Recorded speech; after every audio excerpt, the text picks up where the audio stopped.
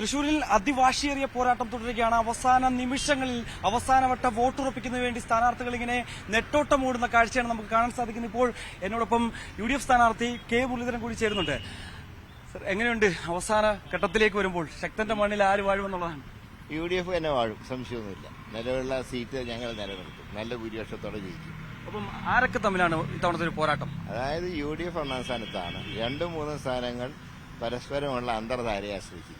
അപ്പം നേരത്തെ സൂചിപ്പിച്ചിരുന്നത് LDF-ഉം UDF-ഉം തമ്മിലുള്ള ഒരു പോരാട്ടമായിരിക്കും തൃശ്ശൂരിലെന്നായിരുന്നു പറഞ്ഞത്. പക്ഷേ പിന്നീട് താങ്കൾ തന്നെ ഇത് പറഞ്ഞു, NDA-യുമായി ഉള്ള നേർക്കുനേരുള്ള ഒരു പോരാട്ടമാണ് തൃശ്ശൂരിൽ പ്രകടമാകുന്നത്. ഞാൻ പറഞ്ഞല്ലോ, ഞങ്ങൾക്ക് നല്ല വിജയസാധ്യതയുണ്ട്. 2-3 സ്ഥാനങ്ങൾ അവർ തമ്മിലുള്ള അന്തർധാര അനുസരിച്ചിരിക്കും. അതാണ് ഞാൻ ഇപ്പോഴും പറയുന്നത്.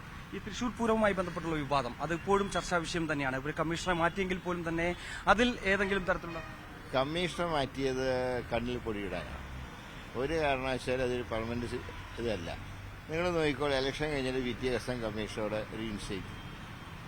ഒപ്പം നമ്മൾ അല്പസമയത്തിന് മുമ്പ് സുരേഷ് ഗോപിയുമായി സംസാരിച്ചപ്പോൾ അദ്ദേഹം പറഞ്ഞത് കാര്യമാണ്, ഇവിടുന്ന് ജയിച്ചു പോയിട്ടുള്ള MP-മാരെല്ലാം തന്നെ പാർലമെന്റിൽ വെറും കടലാസുകൾ കീറിയെറിഞ്ഞതല്ലാതെ മറ്റൊന്നും മണ്ഡലത്തിൽ വേണ്ടി ചെയ്തിട്ടില്ല. അതേ രീതിയിൽ തന്നെയായിരിക്കും ഇത്തവണ ഇടത് ആയാലും അത് വലതായാലും അതേ രീതിയിൽ തന്നെയാകുമെന്നുള്ള ഒരു പരാമർശം നടത്തുന്നത്. അതായത് ഡീസലിനും പെട്രോളിനും കുക്കിംഗ് ഗ്യാസിന് പോലും വില കൂട്ടിയപ്പോൾ അതിനെ നിശബ്ദമായി പിന്തുണച്ച ആളാണ് ശ്രീ സുരേഷ് ഗോപി. അദ്ദേഹത്തിന്റെ സർട്ടിഫിക്കറ്റ് ഞങ്ങൾക്ക് ആവശ്യമില്ല. എന്തായാലും ഇത്തവണ ഒരു ഭൂരിപക്ഷം അങ്ങനെയൊക്കെ പറയാം. തീർച്ചയായിട്ടും നല്ല ഭൂരിപക്ഷം, കഴിഞ്ഞ തവണത്തെ അതേ ഭൂരിപക്ഷത്തിൽ ഞങ്ങൾ ജയിക്കും. തീർച്ചയായും എന്തായാലും അതേ പ്രതികരണം തന്നെയാണ് നടത്തുന്നത്. കെ മുരളീധരൻ പറഞ്ഞതുപോലെ തന്നെ കൃത്യമായ ഭൂരിപക്ഷം ഇവിടെ നേടാൻ സാധിക്കുമെന്നുള്ളൊരു അഭിപ്രായമാണ് അദ്ദേഹം പങ്കുവയ്ക്കുകയും ചെയ്യുന്നത്.